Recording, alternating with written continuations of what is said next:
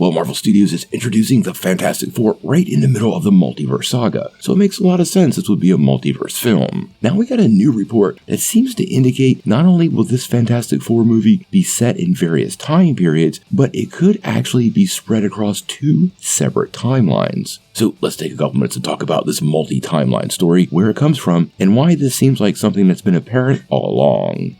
Now before we do that though, make sure you hit the like and subscribe button and ring that bell for all the updates. We do daily Marvel and DC videos. We want to be your place for all the superhero news, but we're going to bring it to you truthfully and transparently so you are in the know. Well, it appears Marvel's Fantastic Four is finally starting to take shape. On Valentine's Day, we got a full cast confirmation and a little bit of art from Marvel Studios, and that art seemed to confirm, at least partially, a 1960s setting for Marvel's first family. Now, if you remember correctly, in the picture, Ben Grimm is reading a copy of Life magazine, and that Life magazine features Lyndon Johnson on the cover, and it's from 1963.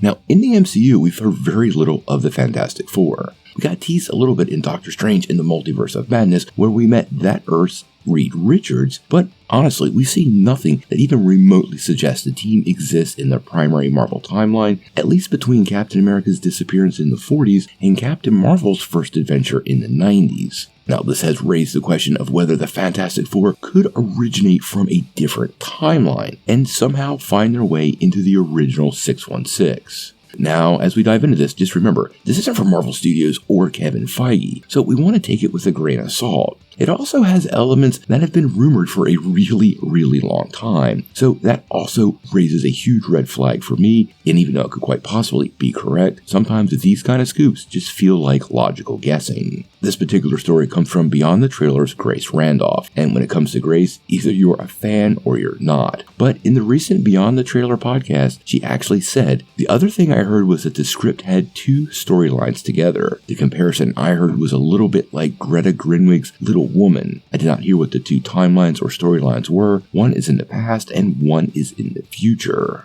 Now, after years of speculation about what Marvel's Fantastic Four will look like, this kind of storyline has come up multiple times, so I find this not surprising at all. We already know the story will pick up after the origin story, so the idea that the team could be using origin story flashbacks, which is pretty much what happened in Little Woman minus the superpowers, well, that just seems purely logical to me.